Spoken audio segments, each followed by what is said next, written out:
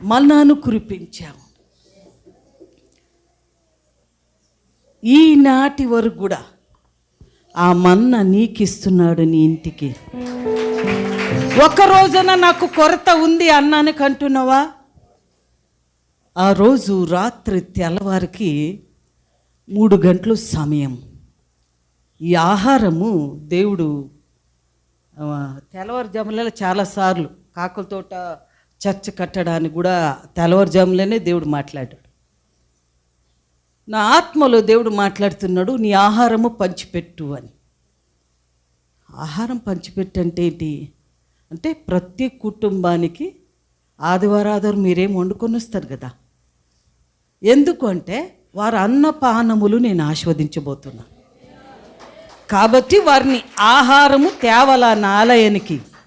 చూడండి, మీరు తెచ్చే ఆహారము మీరు ఇంటిలో ఏ తృప్తిగా సమాధానంగా ఏదైతే ఈరోజు నా వంతు వచ్చింది నేను సంఘానికి తేవాలని మనస్పూర్వకంగా తెస్తున్నారో వారికి ఆ ఆహారం ఔషధిగా మారిపోతూ ఉంది.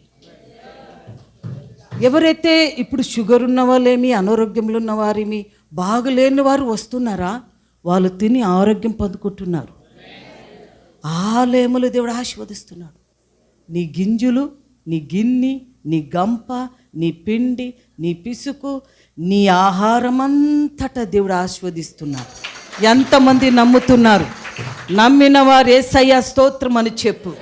నా ఆహారం ఆశీర్వదించినందుకు వందనాలు, ఆ తినిన ఆహారం ఆరోగ్యము గిట్టినందుకు వందనాలు చెప్పు దేవునికి. అంతే అనుకున్నావా? అంతే అనుకున్నావా? పెట్టెన్లే పొందుకున్నాను, అయిపోయింది సంవత్సరం పొందుకున్నాను అనుకుంటున్నావా?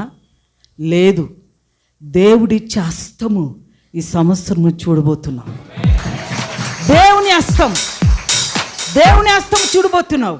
ఆయన చేతులు చాలా పెద్దగుంది సుమా, పెద్దగుంది.